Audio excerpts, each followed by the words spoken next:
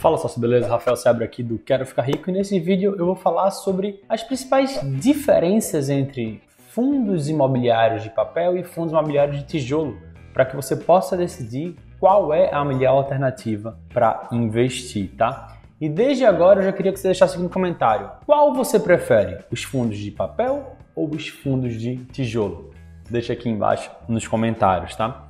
Os fundos imobiliários são uma categoria de investimento de renda variável que tem crescido bastante, tá? Na Bolsa, na B3, temos mais de 3 milhões de investidores em ações e 1 milhão deles já investe também em fundos imobiliários. Então, 1/3 das pessoas que investem na Bolsa de Valores já estão investindo em fundos imobiliários e esse número tem crescido numa velocidade muito grande. Tem surgido cada vez mais interesse por esse produto e nesse vídeo eu quero falar, primeiro, o que é um fundo imobiliário, o que é um fundo de papel, o que é um fundo de tijolo, para aí sim a gente poder fazer algumas comparações e chegar a um veredito sobre qual a melhor alternativa entre eles, tá? Então, primeiro falar agora sobre o que é um fundo imobiliário de maneira bem simples e rápida, porque talvez você já saiba, se você não sabe, tudo bem. O fundo imobiliário, ele é um fundo de investimento que investe no setor imobiliário, que atua no setor imobiliário, seja comprando imóveis propriamente ditos, seja adquirindo ativos financeiros atrelados ao mercado imobiliário. Daqui a pouquinho, que esses aí seriam os tal dos fundos de papel, daqui a pouquinho a gente chega lá para poder explicar um pouquinho mais, tá? E basicamente é o seguinte, como é que você ganha dinheiro com fundos imobiliários? Tem dois caminhos. Um deles é com ganho de capital, ou seja, você fazer uma venda com lucro, você compra cotas de um fundo imobiliário, as cotas se valorizam, você vende elas. Essa diferença é um lucro e você ganha dinheiro com isso. Nesse caso, teria pagamento de imposto de renda, numa alíquota de 20%, tá? Diferente das ações, que seria de 15%. E a outra maneira, que no caso é a que as pessoas mais buscam para você ganhar dinheiro com fundos imobiliários, é com os rendimentos mensais que esses fundos pagam. Até porque, pelo menos no momento em que eu gravo esse vídeo, em dezembro de 2020, esses rendimentos ainda são isentos do imposto de renda. Existem algumas discussões para que eles sejam tributados, mas por enquanto eles são isentos do imposto de renda. E outra característica dos fundos imobiliários, que é importante que você saiba desde o começo desse investimento, é que, como os fundos têm que distribuir, ou seja, têm que pagar em forma de rendimentos 95% dos seus lucros, isso quer dizer que eles não podem reter lucros, não podem guardar dinheiro para tipo, não, vamos fazer um caixa aqui para a gente comprar um imóvel. Eles não podem fazer isso. Eles também não podem contrair dívidas.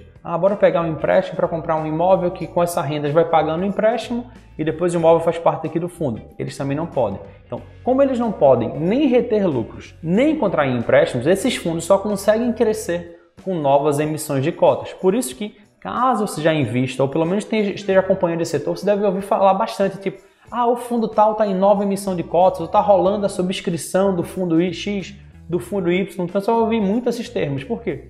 Eles só conseguem crescer através de novas emissões de cotas, tá? Então, explicado rapidamente o que é um fundo imobiliário, vamos entender a partir de agora o que é um fundo de papel. Os fundos de papel também são conhecidos como fundos de recebíveis imobiliários. E por que eles têm esse nome, recebíveis imobiliários? Porque o principal foco desse tipo de fundo é investir em certificados de recebíveis imobiliários, que é um título de renda fixa, também conhecido pela sigla CRI. Então, o CRI, explicando também de maneira bem simples, tá? Não estou aqui para me alongar tecnicamente nas explicações, basicamente você como investidor dá esse dinheiro para uma securitizadora, enfim, investe para adquirir um fluxo de pagamento. Então, você coloca um dinheiro, você vai recebendo esses pagamentos através de principal mais juros durante um tempo e no final do prazo você recebeu o valor que você investiu mais juros. Como qualquer aplicação de renda fixa, ele segue essa dinâmica, tá? As CRIs também podem investir em LCI, assim como também podem investir em outros fundos imobiliários. Desculpa, CRIs não, os fundos de papel, tá? Mas primordialmente eles investem em CRIs. Pode ter um pouquinho de LCI, pode ter um pouquinho de outros fundos imobiliários, mas o foco mesmo é CRI. Então o lucro desses fundos vem de quê? Dos juros. Você empresta dinheiro, recebe o teu dinheiro de volta com o passar do tempo, mais juros.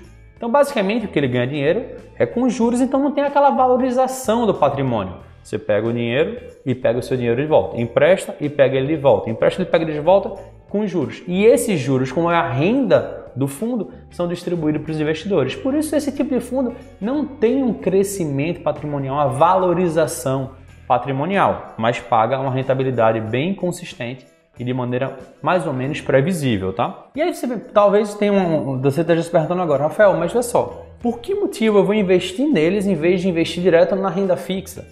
Eu investir direto, por exemplo, em CRI, para não ter que estar pagando taxa de administração desses fundos. Basicamente por 3 motivos. Primeiro é o baixo investimento inicial. Através de um fundo imobiliário de recebíveis, você consegue, com um valor pequeno, na casa dos R$100, já ter exposição a vários certificados de recebíveis imobiliários. Então o valor é muito menor. Quando você tenta investir, por exemplo, através de CRI, vai que na sua corretora ainda tem lá aquela que você com R$1.000 consegue.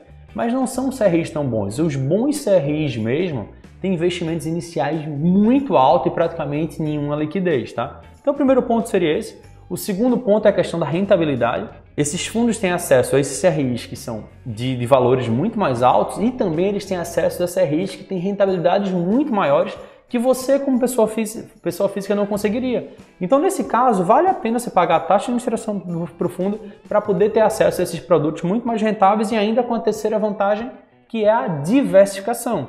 Enquanto você, como pessoa física, só conseguiria, sei lá, investir vai lá em 2 CRIs, porque eles têm um valor muito alto para você fazer um investimento, esses fundos investem em dezenas de CRIs. Inclusive, pode buscar aquelas que são muito mais rentáveis, atreladas a IPCA, a IGPM, que são índices inflacionários, ou mesmo atreladas a CDI. Então, eles montam um portfólio diversificado, com riscos diversificados, que mesmo que um ou outro CRI tenha algum problema no fluxo de pagamento, ainda assim, você está com uma carteira que busca rendas acima da média e ainda assim são bem diversificadas. Então, basicamente, isso aqui é um fundo de papel. E o que seria, então, um fundo de tijolo? Como o próprio nome já diz, você já deve imaginar, tá? São fundos de investimento imobiliário que investem em imóveis físicos mesmo, pode ser imóveis comerciais ou residenciais, pode ser com foco para você vender o imóvel, para você alugar o imóvel, mas podem atuar nos mais diversos segmentos. Então, lajes corporativas, galpões logísticos, shopping centers, hospitais, hotéis, universidades, lojas de varejo, aquelas no meio da rua, agências bancárias. Então, assim, são imóveis que podem atuar nos mais diversos segmentos e quanto mais o mercado vai se desenvolvendo, mais segmentos vão terminar aparecendo, tá? Mas aqui a principal característica é imóveis físicos mesmo, de tijolo. Por isso que tem esse nome de imóveis de tijolo. Então, a principal fonte de receita desse tipo de imóvel não são os juros, são os aluguéis. Os imóveis, via de regra, são alugados, tem um ou mais locatários. Esses locatários pagam os seus aluguéis mensais, o fundo dilui os custos e paga distribuir para você na proporção de cotas que você tiver. Então, basicamente, a principal fonte de renda é essa. Tem outras, Rafael? Tem. O fundo pode, por exemplo, vender um imóvel com lucro, então ele tem um ganho de capital, e esse daí também pode se tornar uma outra fonte de renda. E existem fundos de desenvolvimento que fazem isso. Compram terrenos, desenvolvem o imóvel e vendem lá na frente com lucro também. Mas essa não é o padrão. O padrão são os rendimentos através dos aluguéis, tá?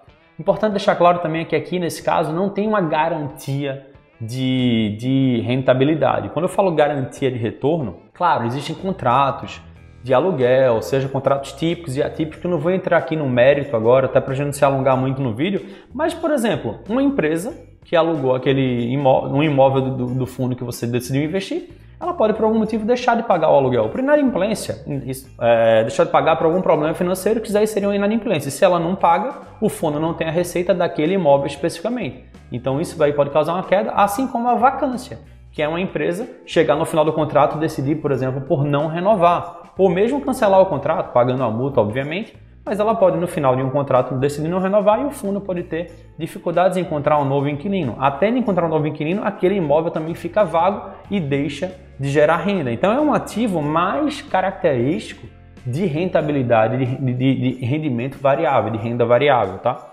E aí, a gente ainda teve, inclusive, esse ano de 2020, ele foi bem diferente dos vários outros anos, que o cenário criado pela crise causada pela pandemia do coronavírus trouxe situações bem comuns que a gente não tinha visto ainda nesse setor.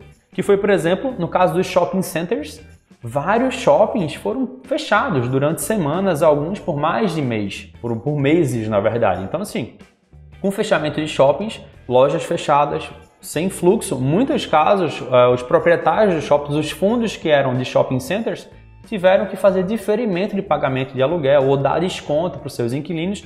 Então, alguns fundos deixaram até de pagar rendimentos nesse momento. Então, passou um tempo sem pagar renda porque ele não estava tendo renda. Assim como também um outro caso bem relacionado com essa crise atual, causada pela pandemia, que ninguém sabe exatamente quando vai acabar. Tem também a caso das lajes corporativas, dos escritórios, por conta do home office. Muita gente teve que trabalhar de casa. E isso fez com que algumas empresas encerrassem contratos de aluguel, parassem de usar os escritórios e criou uma tendência tipo, será que as pessoas vão ficar agora trabalhando de casa? Se não voltarem para os escritórios, como vão ficar esses fundos imobiliários de lajes corporativas? Existe também uma incógnita em relação a isso, tanto que esses fundos também sofreram desvalorização, ambos os fundos. Tanto de shopping centers que já começaram a retomar um pouco mais, lajes corporativas ainda estão um pouquinho mais assim, então com a vacância um pouquinho mais alta. E aí você pode vir perguntar, isso é para você entender essa situação específica, tá? E aí você talvez pode estar perguntando agora o seguinte, Rafael, então por que eu vou investir nesses fundos pagando taxa de administração, em vez de, por exemplo, investir diretamente nos imóveis? Essa aqui é mais simples, tá? Primeiro, mesma coisa do caso anterior. O baixo investimento inicial. Para você comprar um imóvel, você vai ter que gastar dezenas, centenas de milhares de reais, muitas vezes na casa dos milhões. Imagina você comprar um shopping center, ou um prédio inteiro de escritórios, ou um galpão logístico. A gente está falando de milhões. Através dos fundos imobiliários, você consegue, na casa dos 100 reais, comprar uma só cota e receber os aluguéis, obviamente, proporcionais à quantidade de cotas que você tem. Então aqui, primeiro ponto, um baixo investimento inicial, é muito mais barato você investir através dos fundos imobiliários. Tem também a questão da simplicidade. Você vai lá na bolsa, no home broker da sua corretora, lança a ordem de venda, aquela ordem foi compensada no mês seguinte, você já está recebendo aluguéis, já está recebendo os seus dividendos. No caso dos imóveis, você tem que comprar e depois tem que ver se tem dívidas. E aí tem que pagar as taxas de cartório, tem toda aquela complicação para você fazer a compra, aquela morosidade, os custos atrelados. Então assim, é muito mais simples você comprar e você vender cotas de fundos imobiliários do que você comprar e vender um imóvel, que tem uma liquidez muito mais baixa. E o terceiro ponto, obviamente, também é a diversificação. Para você ter um patrimônio imobiliário diversificado, imagina a grana que você teria que ter para você comprar, sei lá, 10 imóveis, 10 apartamentos ou diferentes segmentos. Imagina, é muita grana. Com fundos imobiliários, não. Às vezes você investe num único fundo imobiliário, isso obviamente não é uma recomendação, tá? É importante que você diversifique também na quantidade de fundos, mas muitas vezes um único fundo tem dezenas de imóveis lá dentro e tem dezenas ou centenas de inquilinos também. Isso traz uma diversificação muito alta para você com um baixo investimento inicial, como eu tinha falado, tá? Então aqui você deve ter entendido as diferenças, o que é um fundo imobiliário de papel, o que é um fundo imobiliário de tijolo. Então qual o melhor deles, o de papel ou de tijolo? Dizer qual é o melhor não é uma coisa tão simples, mas o que eu posso falar é das principais características em que eles têm diferenças, como por exemplo, no caso da volatilidade do preço desses ativos no mercado. Os fundos de papel têm menos volatilidade, é aquele fundo que, como ele recebe juros e paga todos os juros, mas o patrimônio fica mais ou menos a mesma coisa, não tem valorização patrimonial, o preço do fundo no mercado não flutua tanto. Óbvio, é um ativo de renda variável, mesmo investindo primordialmente em ativos de renda fixa. Nunca se esqueça disso. Então, na época da crise mais pesada, lá em março de 2020, todos os fundos, de uma maneira geral, tiveram quedas. Mas quando a gente pega o histórico, os fundos de papel, o preço varia menos. Não sobe muito, mas também não cai muito. Já os fundos de tijolo, eles podem ter uma variação de preço maior, até porque os imóveis dele podem sofrer valorização ou não, eles podem ter perda de rendimento e com isso, essa perda de rendimento, ele também perder valor de mercado. Então, muitas vezes, os que investem em imóveis de tijolo, no caso, eles podem ter uma volatilidade maior de preço, subir mais e cair mais. O outro ponto é o potencial de valorização. Como eles têm volatilidade diferente, o potencial de valorização de um fundo de papel também é mais limitado. Ele tem um potencial menor de valorização porque o seu patrimônio não se valoriza com o passar do tempo. Já um fundo que investe em imóveis, pode ser que aqueles imóveis venham a se valorizar com o passar do tempo. E se os imóveis se valorizam, a tendência é que as cotas daquele fundo também venham a se valorizar com o passar do tempo. Então existe um potencial maior de valorização para os fundos de tijolo em detrimento aos fundos de papel. E no caso dos rendimentos, o que a gente observa no mercado é que os fundos de papel, como eles não têm esse potencial de valorização, então eles costumam pagar rendimentos que, quando comparados às cotas, eles são proporcionalmente maiores. É o que a gente chama de ter um dividend yield um pouquinho maior. Por quê? Porque basicamente ele só consegue gerar gerar renda através disso, não consegue gerar renda tanto do ganho de capital. Então, via de regra, eles têm esse dividend yield um pouquinho mais alto. Isso é via de regra, não é uma garantia, tá? No caso dos fundos de tijolos, eles têm um dividend yield um pouquinho mais baixo, tá? Pela característica que eu tinha falado de oscilação e de potencial de valorização. Então, a conclusão, no final das contas, é que a melhor alternativa você tem alguma preferência em relação a eles ou fez um balanceamento em relação ao que eu falei de vantagem e desvantagem e tem um tipo, não, eu só aceito esse tipo de fundo, você investe só nesse tipo de fundo que você aceita. Mas eu, por exemplo, em minha carteira, o que eu opto é pela diversificação, inclusive entre esses dois tipos de fundo. Para mim, eles não são exclusivos, ou você tem um ou você tem outro. Nada impede que você tenha ambos na carteira, tá? Eu, na minha carteira, tenho fundos de papel, tenho fundos de tijolo, o que eu busco é estar sempre estudando para identificar as melhores alternativas entre eles, tá? Então, essa era a mensagem que eu queria passar para você nessa aula, especificamente em relação a fundos imobiliários. Caso você queira saber muito mais sobre o investimento na Bolsa de Valores, seja em fundos imobiliários, seja em ações, ou mesmo se você quiser investir no exterior, eu vou deixar para você aqui agora um link para uma aula gratuita, 100% gratuita sobre Bolsa de Valores. Está aparecendo agora aqui embaixo, sociedademilionaria.com/workshop. Nessa aula, como eu tinha ressaltado, ela é 100% online, 100% gratuita. Você vai saber muito mais sobre esse mercado, esse vasto mercado que tem crescido bastante, do mercado de ações, do mercado da Bolsa de Valores, mercado de fundos imobiliários. Eu tenho certeza que você vai sair dessa aula sabendo muito mais e se sentindo muito mais seguro para começar a fazer seus próprios investimentos, tá? E antes de terminar esse vídeo, eu queria te pedir só duas coisas. Se você gostou dele, clica no joinha aqui embaixo, clica no like, deixa seu like aqui. Para você não é nada, é só você ir lá e dar um clique, mas para mim faz uma baita diferença. E se você ainda não é inscrito no canal, se inscreve aqui no botão vermelho que tem aqui embaixo que diz inscrever-se, depois clica no sino para ativar as notificações, porque assim você não perde nenhum dos próximos vídeos que eu publicar aqui, que são todos gratuitos, todos de qualidade e que podem incrementar a sua educação financeira e melhorar seus investimentos. Dito isso, esse vídeo fica por aqui, a gente se vê no próximo vídeo. Tchau, tchau.